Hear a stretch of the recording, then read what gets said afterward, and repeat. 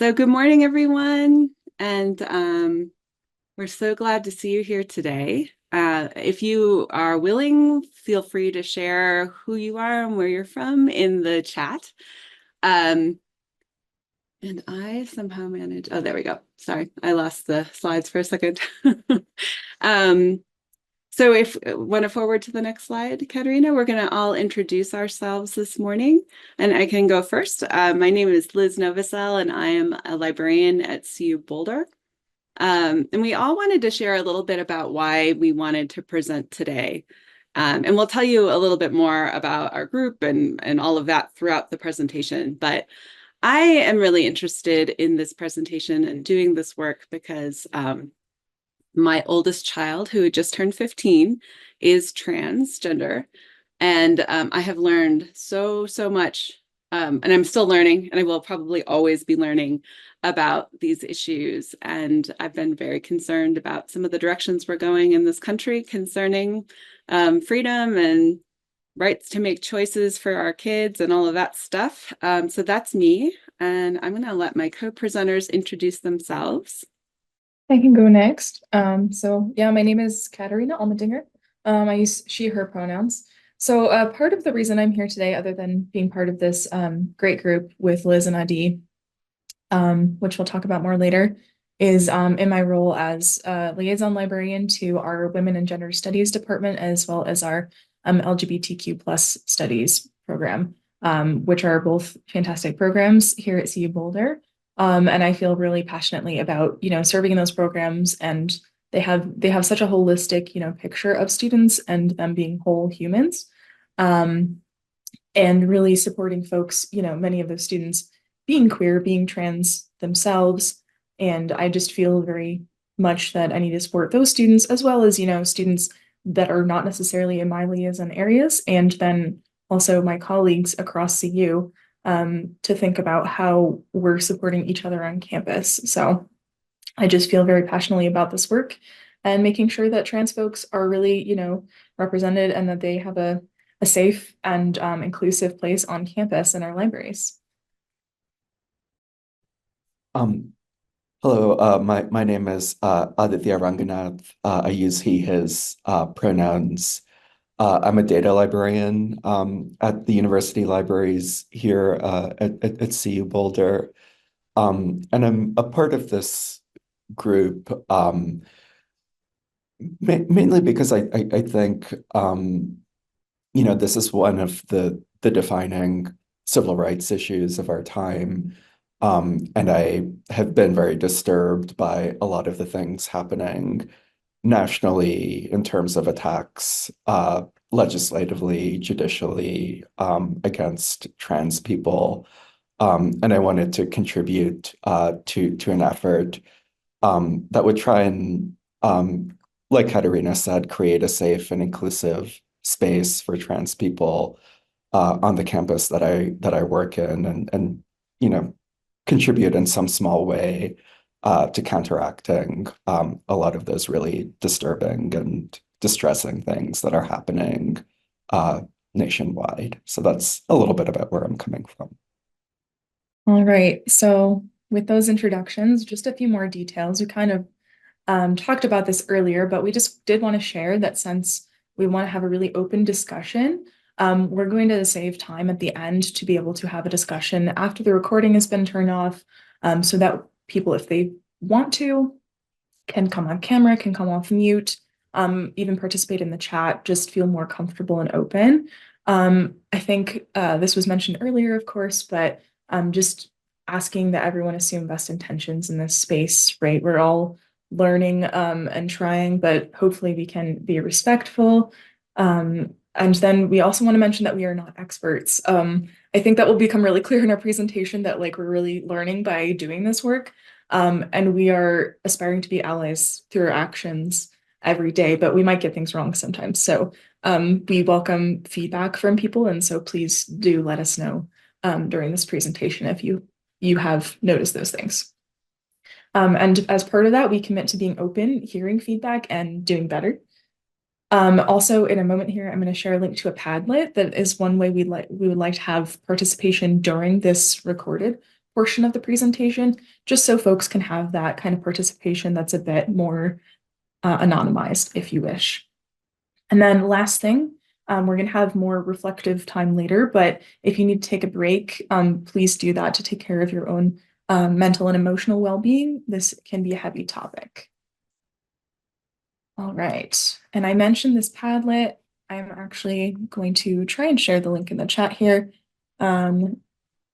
Let me know if this does not work. I copied a different link than you're seeing here on the screen. Excuse me, but this Padlet is, as I said, a place for some discussion questions that we're going to be going through. And also as we go through, we're hoping that some of this discussion might involve sharing some resources that folks in this presentation might know of that we do not know of.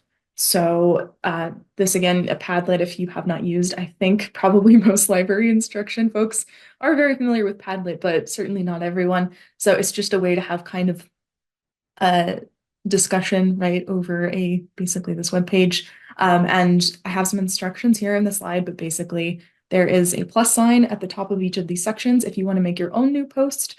If you want to reply to the post that I have in there, there should be add a comment, and you can just start typing that field. Please feel free to log out of your own Padlet account if you wish, or stay logged in. It's totally up to you as to whether or not you want to be anonymous on there or not. So we've got the links there. Again, please, if those are not working, let me know. I'm going to take a quick look.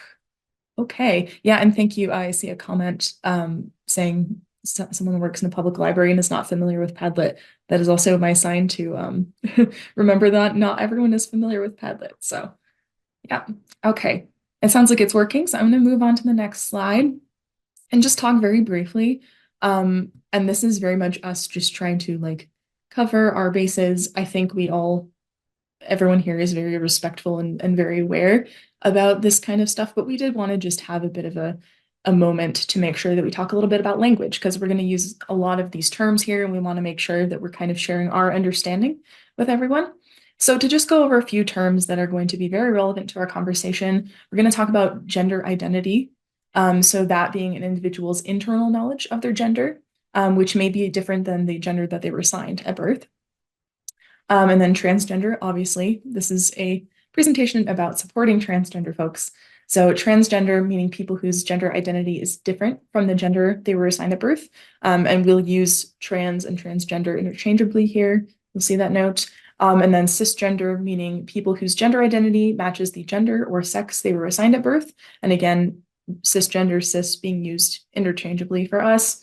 And then to go into gender expression, really to differentiate that. And we wanted to make a point to kind of state that we recognize that how a person presents their gender externally, this is different, right?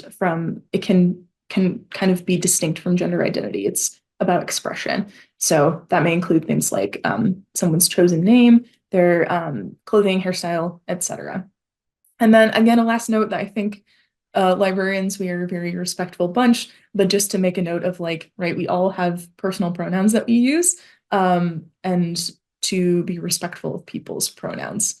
I don't think we need to share that. It's just a point that we like to kind of lay out. And yeah, I will go to the next slide here. Okay.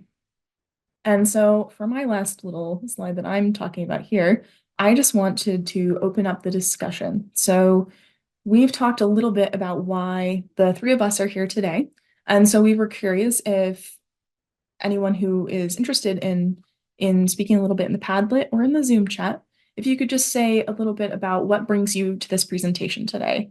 And again, I'll post the link to the Padlet again for folks who are joining us. And there should be in the reflections section of the Padlet, that first post, nope, sorry. We reordered our slides. So it's actually question 2, what brings you here today? And here again is the link to the Padlet. And again, I made these out of order, but you'll see if you scroll down in that first section, reflections, there should be a question that says 2, what brings you here today? Numbers aren't real. I'm not a math librarian. So if you want to just share in there, and I'll kind of give us all a moment to think about this and kind of look in the Zoom chat as well. And Liz and Heidi, please, if you want to unmute and talk a little bit, we want to give everyone attending a moment to, think about this. So please don't feel the need to quick get in your answer. We want some breathing room for this question. Yeah, and I wanted to add that we'll be having lots of opportunities for everyone to share their thoughts today. And you can feel free to share as much as you wish or to not. In this first part, it'll all be written, of course, but then we'll have the more interactive part at the end. And we'll share if people put things in the chat or... All right, let's see. Got some people saying, yeah, they're coming from states with some anti-trans legislation, which is a lot of states, as we'll talk about later. The local public library has been hostile to the queer community. That's sad to hear. And yeah, collection development, so someone's posting about buying all the materials. Collection development is definitely an important part to make materials available for people. We're not going to talk a ton about that today. We do have a project concerning that, but it is really, really important. I'm also happy to chat with anybody about collection development. Yeah, my subject areas are a little less conducive to it, but I am in the wonderful position at our libraries of purchasing for library and information science. So in my mind, everything is library and information science. So I buy a lot of stuff to support this work. You have some comments in the Padlet too, Liz, if I can. Oh yeah, go for it. Out. A lot of people talking about being a better ally, supporting and serving students and colleagues, learning to be a better ally on campus to students and staff and faculty, putting genuine effort forth. Someone has commented that their 13-year-old is transitioning, and they're also a liaison. And I'm trying not to read folks' comments totally out loud here, but yeah. Okay, we have some great comments in the Padlet. Thank you all so much for. Yeah, and also in the chat. So people from the southern states, where there's some dehumanizing politics going on, and that impacts college campuses, which even in wonderful liberal Colorado, that's happening a bit too. Not nearly on the scale, I'm sure, but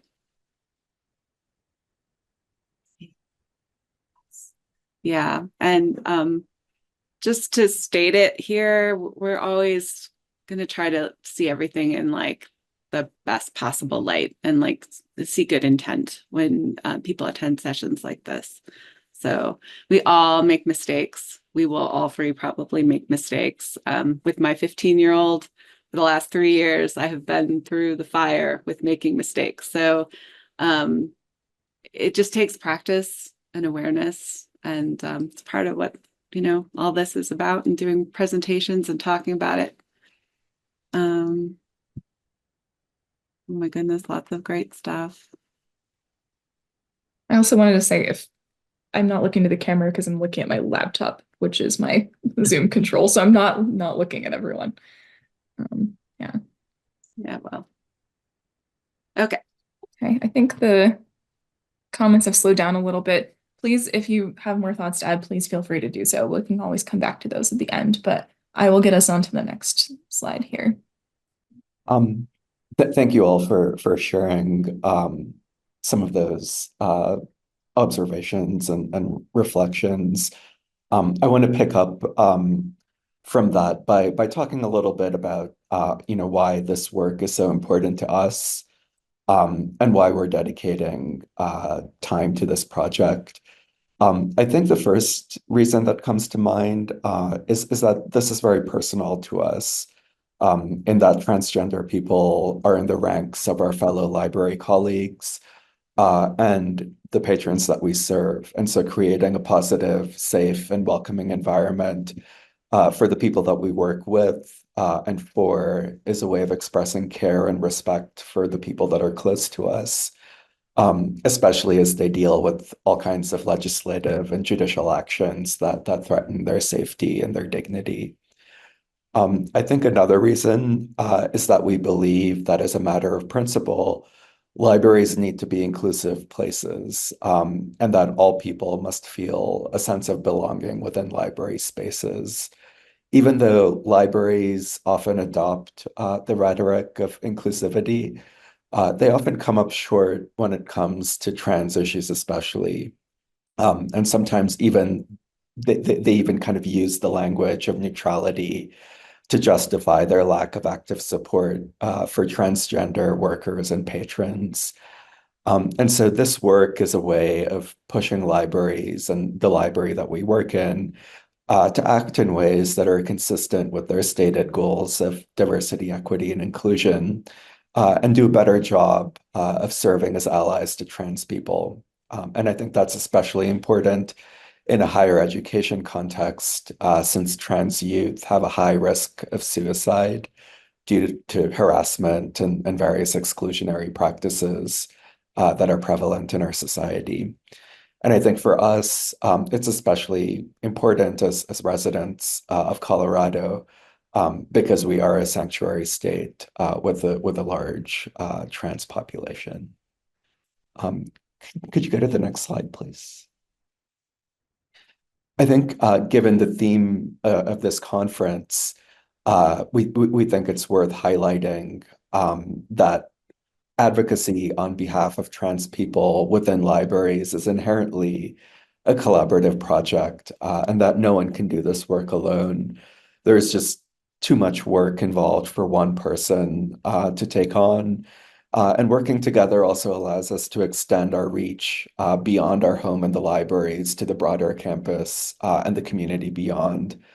And the flip side of that is just as our partners across campus support us, we can offer them support for their work on these issues. And we're going to talk more about these partners later in the presentation. Next slide.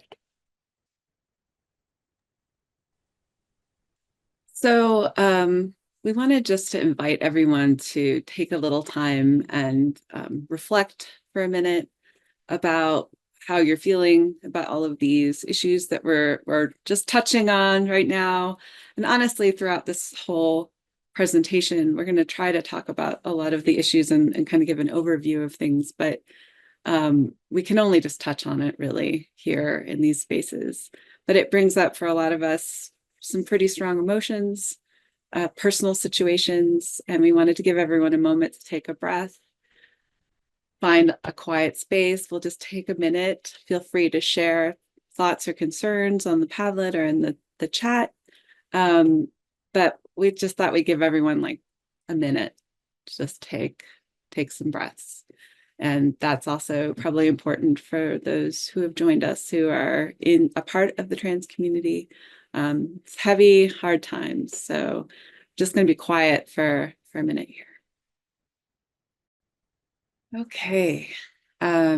So Katerina, I'm going to forward to the next slide. Thank you.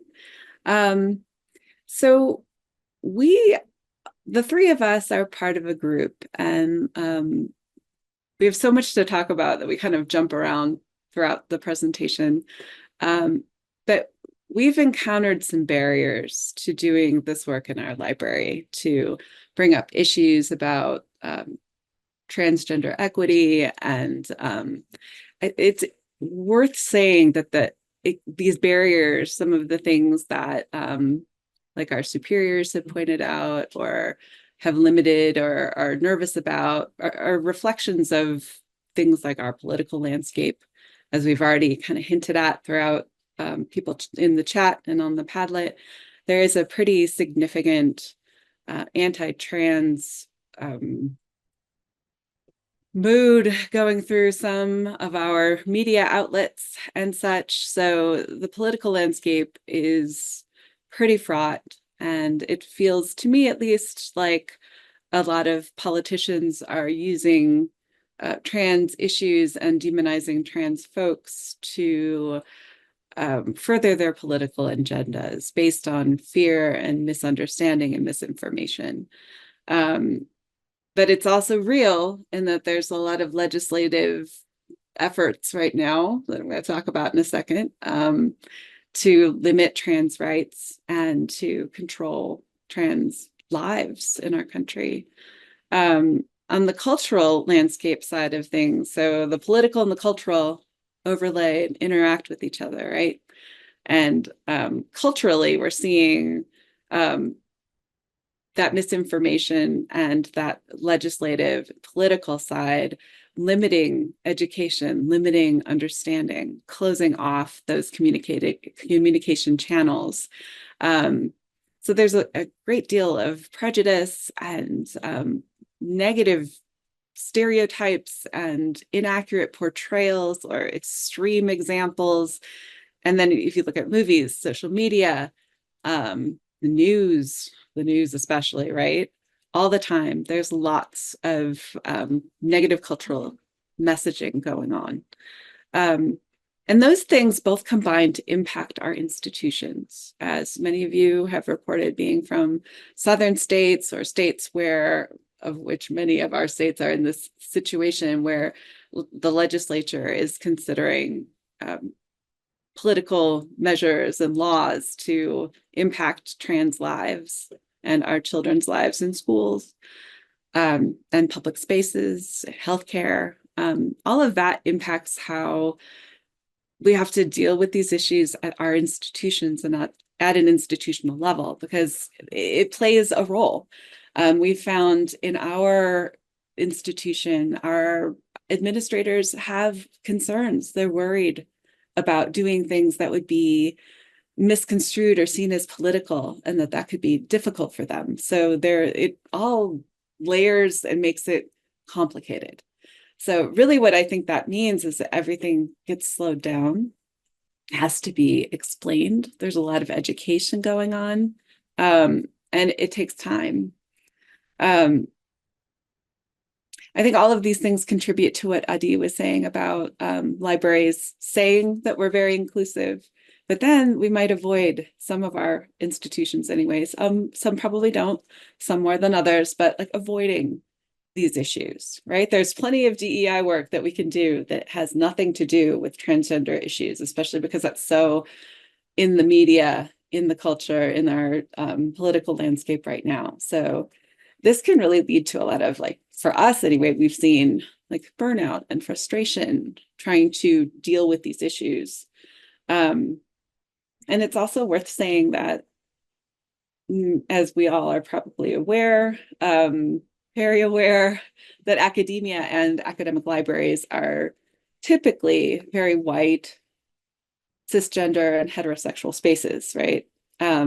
So those groups, people with those identities, are going to be less informed, less personally informed about these issues, potentially anyway.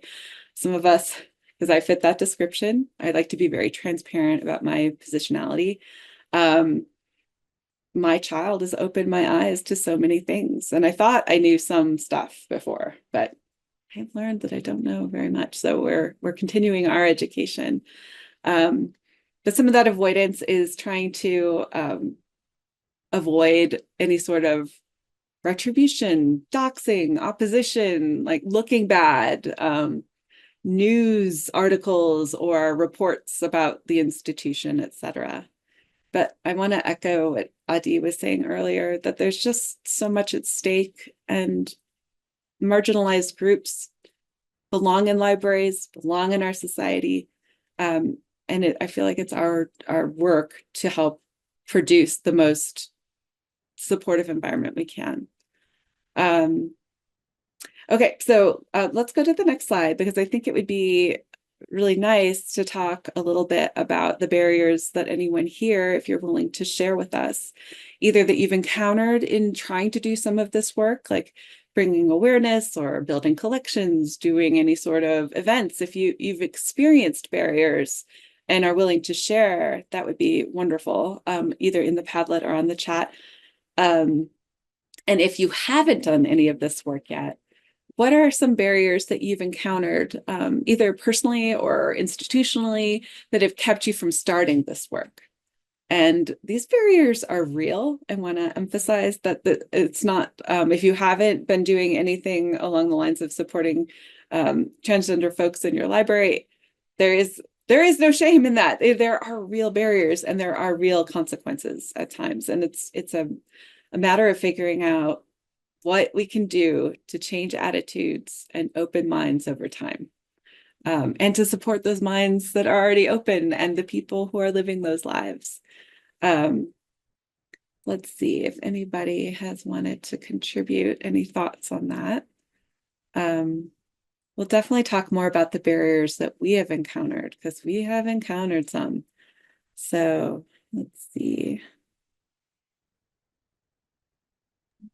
I'll just mention that I shared a link to the Padlet in the Zoom chat, which is where we have posted the question. But as I said in the Zoom chat, please feel free to use the Zoom chat instead if that works better for you. And we do have a response in the Padlet. And I think this is a particularly interesting one for the three of us.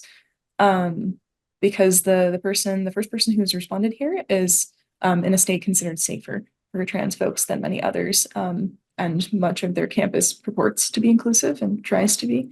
And that's interesting because I think that's really similar to, the environment that we're in. And it like the baseline of kind of generally being safe. And it sounds like kind of maybe having checked that box is the general kind of environment, and there's a barrier against doing more effortful work. And like, it kind of make an effort to address microaggressions. Yeah, that's interesting, right? Like the point at which we move from talking about being inclusive to actually doing things that are, I would say, not even inclusive, right? Like safe at all. Is you talk about people not making the effort to use people's correct pronouns. It's like interesting to see, right, what people consider inclusive and not even on a safe campus. Interesting. Someone, and Liz and ID, please jump in. I'm just reading out the Padlet now, because I think these are really, really interesting to see the variety of experiences that we're all having. It sounds like people are kind of pushing back against, why do more events that are for trans folks or like about trans issues? That's an interesting one. I mean, why can't we do events for everyone? There can be more than one event. And we're going to kind of talk about this later, but we don't need to just have events for trans folks during Trans Awareness Week, right? Being in a state that's hostile to necessary gender affirming medical care for trans folks. Don't want to put pressure on trans students who are doing a lot of work around this. That's a really good point.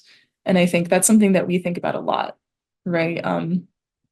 Amongst our group that the three of us are in is about, wanting to be in conversation with students and make sure that they're kind of leading us in some ways in terms of what they need and what they want, but without, right, that turning into unpaid emotional and literal labor. That's a tough line to walk. Hmm.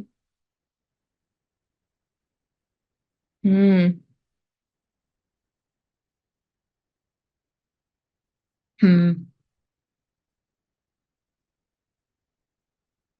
I'm gonna not read some of these comments out loud and just in case. I know we're anonymous and everything, but I know we're recording.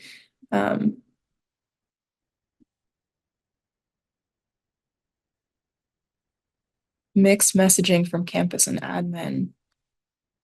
So it sounds like a lot of wide range of experiences here. Although unfortunately, it sounds like most everyone is really noticing some barriers to this work. Okay.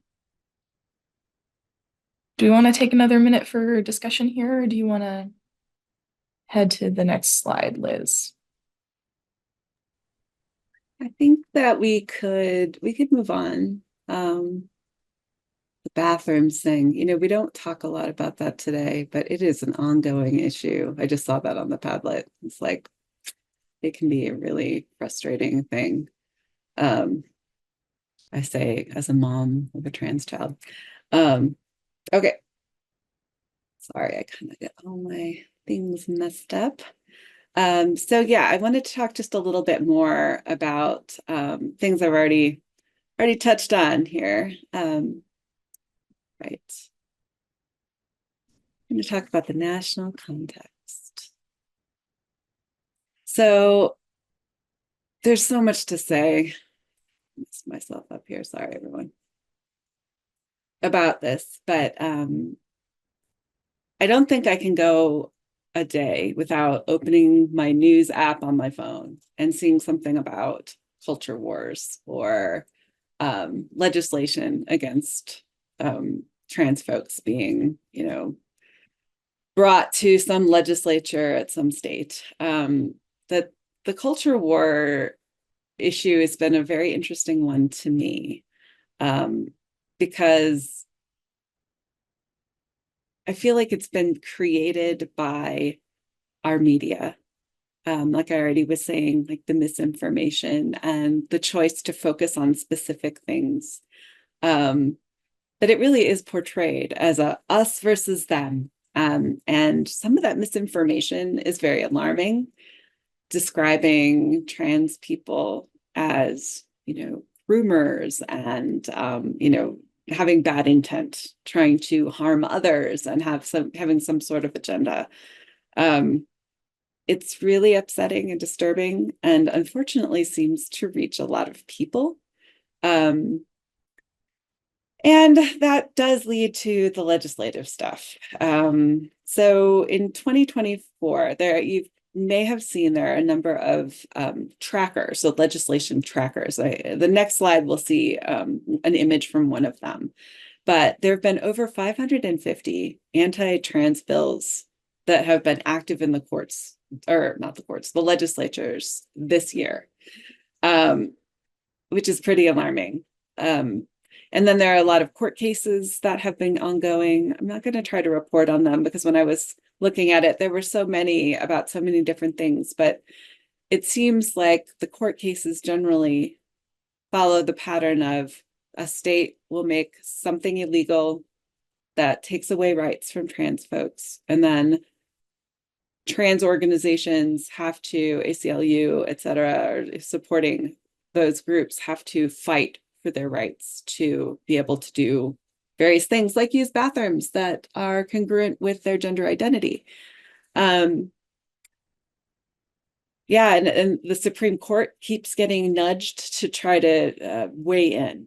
And I think that it seems that there are a lot of conservative groups trying to use a fairly conservative court. I think it's not a political statement to say, it's pretty factual, to determine the rights and the lives of trans people at this time. It's impacting a lot of things, and we're seeing it even here in Colorado, where we do have really solid laws protecting trans healthcare and gender affirming practices. But I wanted to mention, so healthcare, housing, employment, education, all are impacted by these things. See a lot of disparity in healthcare. Even here, we have struggled to get healthcare for our kiddo. And that's just really hard. It's really, really hard to deal with. And luckily, there is a transgender rights movement, right? And it generally, I'm not as educated about all the history and what's been going on with trans rights, but I do try to read about it. And that's another area of self-education. But there is a solid group of people out there trying to oppose these things. Unfortunately, it seems that media storm that is always going on tends to address the trans rights movement in ways that are kind of negative, right? Like to report on J.K. Rowling, for example, or other celebrities that make anti-trans like comments. There's a lot of musicians who have, famous people, And so that's a lot of the media exposure, and rather than covering like equal rights for everyone sort of content. Let's go on to the next slide. So this is one of those the anti-trans legislation trackers. So as you can see here, the 50 state or the 42 states, very alarming with the 550 bills. So luckily, the good news here, if you want to call it good news, only 31 have passed. Now, this was as of May 12th when I put this on here. So in the last 10 days, this may have shifted. But 193 have failed. So, and 326 are still active. Alarmingly, 44 of them are federal level. So that's where we're going to see some things be even more upsetting come fall. Our group is really focusing on, and I actually will talk about this part again later, but I'm trying to do a lot of things for Transgender Awareness Week in November, and that comes right after the election. So it feels like there's a lot on the line right now. Yeah. Let's go on to the next slide, and I'm going to hand it over to Katerina. Yeah, so I'm gonna really pick up where Liz left off and start transitioning into another way that we see this national context within libraries. I think most of us know, particularly those of you who are librarians in public libraries, in school libraries, you know better than we do, unfortunately, the impact that book bans have been having on all of us. So I'm going to try and really breeze through these, but I wanted to make this link here. So we've seen a rise across the nation, some states seeing more than others. And although I've kind of pinpointed two states here, Texas and Florida, this was kind of to try and link the legislative aspects here with book bans. I do want to point out that Colorado is actually Colorado, where the three of us are, I should say, for folks who joined us after the introductions, we're in Colorado. We are one of the states that has seen an attempt to censor more than 100 titles. So we are not, although we're not on this slide, we're not exempt at all from the movement to ban books. And the reason that we're talking about this, right, is because we've seen a huge push to attempt to censor titles that represent the voices and lived experiences of LGBTQ plus folks, right? This is inherently linked. So I just want to briefly kind of visually demonstrate that, right? So on the left here, this is a challenge form from Florida. I've got in my slide notes, I can't recall what public library this was. It might be a school library. I'll double check and put that in our references. But anyway, you see here, right, a children's picture book, and Tango Makes Three, which is really, really cute picture book, I think. And we're seeing this picture book like get inherently linked to what this person is calling the LGBTQ agenda using penguins. So we're seeing this language here, right, that's being used by like extremist groups creep into what are supposed to be educational spaces, what are supposed to be neutral spaces, as we briefly talked about earlier. And so we can see here, right, if neutrality is our goal, and what we're being pressured towards, if this is the pressure to make something neutral, if LGBTQ content is no longer neutral, we are now being pushed to consider that to be explicit, right? And so we've kind of seen this linking of LGBTQ voices and themes being inherently not suitable for children or for teenagers. And that is right where we kind of get into pressure on librarians to not collect these titles, to weed these titles, to not make them visible to the very audiences, right, that they're written for. And I will say, as an academic librarian, this has impacted me as well, which I was kind of surprised by. I have gotten an email from someone who was really upset with me for including trans women and queer women in a LibGuide for Women's History Month. They were kind of questioning, why is this here? Why do you have so much sexual content in this? And this person was quite angry. So I just want to kind of speak to like that. I think impact is filtering all throughout libraries. And I will go to the next slide.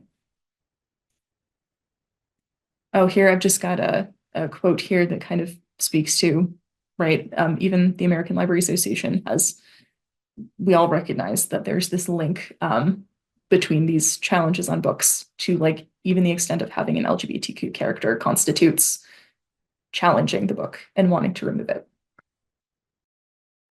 Sorry, Adi, I scooted to the slide a little quickly. It's your slide. That's not my slide. Sorry, everyone, I can't read. So now that we've sort of set the national context, I think it's worth talking a little bit about the context in Colorado.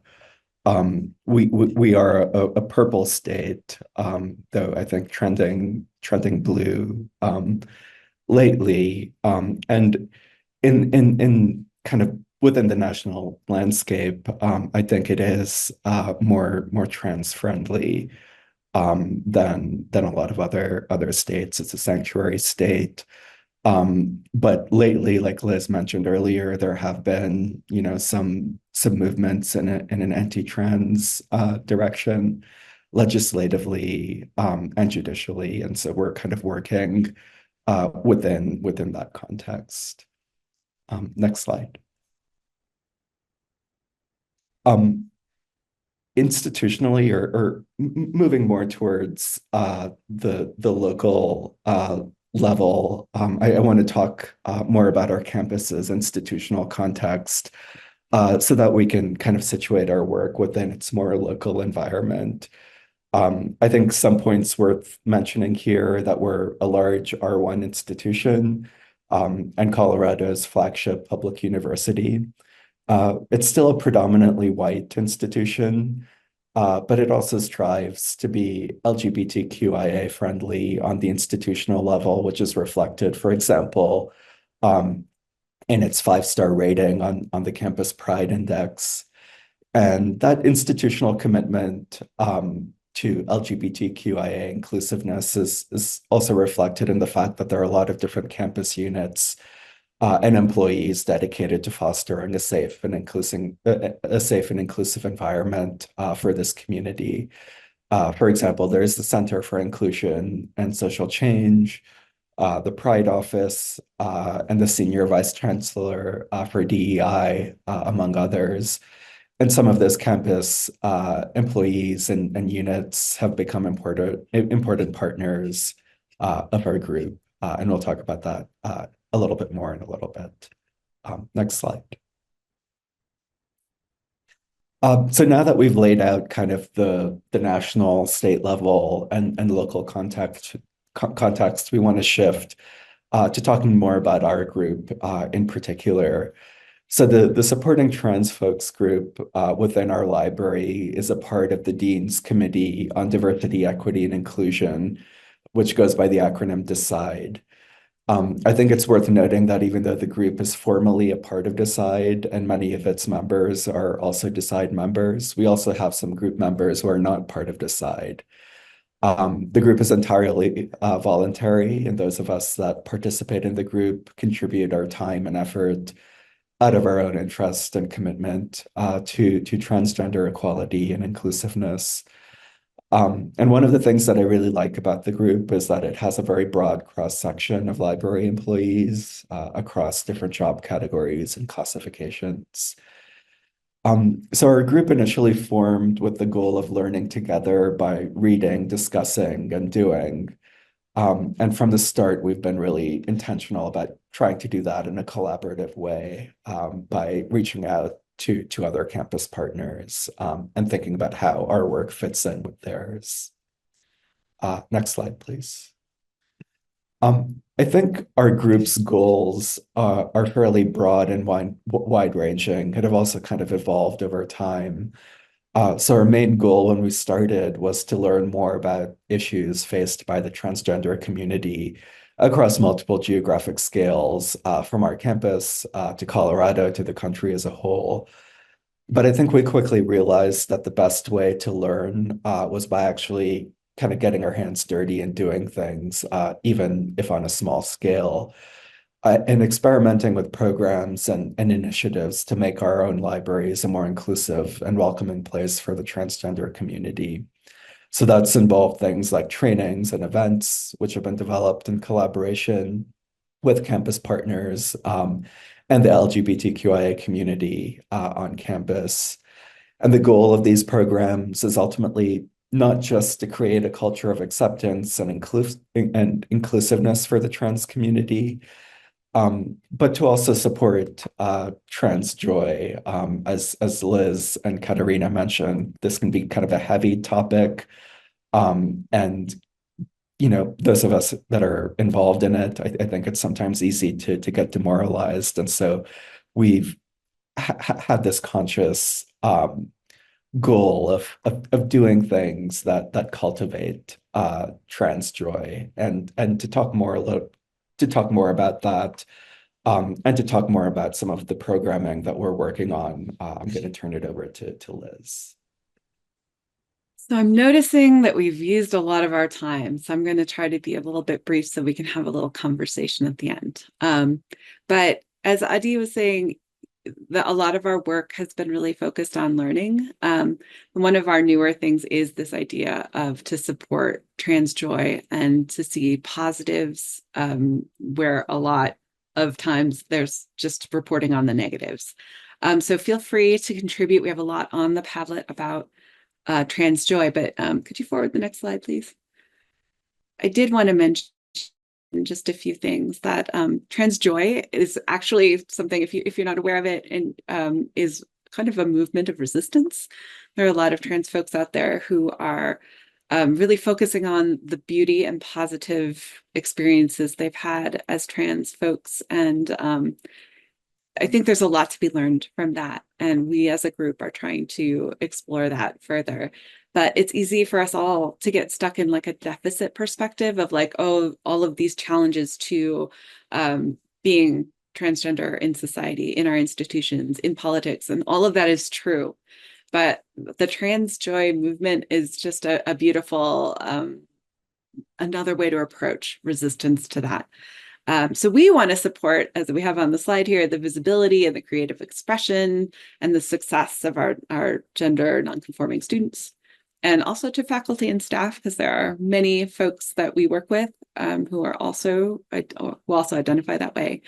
And that's just another way we think to create a sense of belonging for everyone in the libraries, including trans folks. If we can go to the next slide. So to talk just as briefly as I can and still give you a sense of what we've been doing, I saw in the Padlet someone was asking about like working with trans folks in the classroom, and our group really hasn't approached that issue as much. We've started with making the libraries a more welcoming and inclusive space, and that comes from our discussion with one of our main partners, the Pride office, which is a little bit understaffed. They only have 2 folks. They are wonderful. And they reported to us that trans and actually all of our queer community doesn't necessarily feel super invited in the libraries. So we've been addressing that and some of the space, physical issues, such as bathrooms, such as like overt displays of welcome, like flags and such, which has been a little bit more controversial than we thought it would be. But we've done a bunch of events and outreach, and we have a lot more plans for the future. So we're really focusing on Transgender Awareness Week in November. Our campus celebrates Pride Month in October as well. So we're hoping to do a lot of collaboration with different campus partners, mostly Pride Office and our Women and Gender Studies department. There's a bunch of people that we're working with. We've got some really, we hope, great programming for that week. And as Katerina also mentioned, one of our goals is to expand beyond like, holidays and set days of like, Transgender Day of Awareness and things like that, like to, or Day of Visibility. I'm sorry, I'm messing it all up. See, mistakes, we all make mistakes. But we also have some things going on about collection development. Katerina is actually very involved in that and assessing how our collections support transgender studies on campus and trans folks.